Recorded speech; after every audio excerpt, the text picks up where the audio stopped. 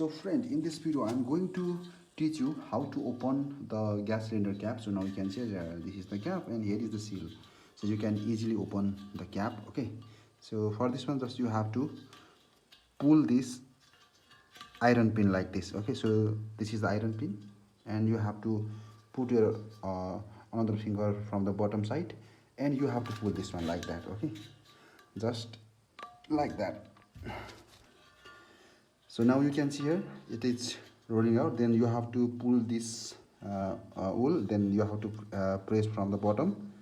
Okay, and just press like this. Okay, just wait for a moment. Yeah, like this. Okay, so once again I'm going to show you. So it is like this, and you have to pull the iron rim which is available in this side, and you have to press like this. Okay, just you have to fix this one pin in this side and you have to pull this one. Okay, so in this way you can open the cap of the gas cylinder, or you can open the gas cylinder seal. Thank you so much.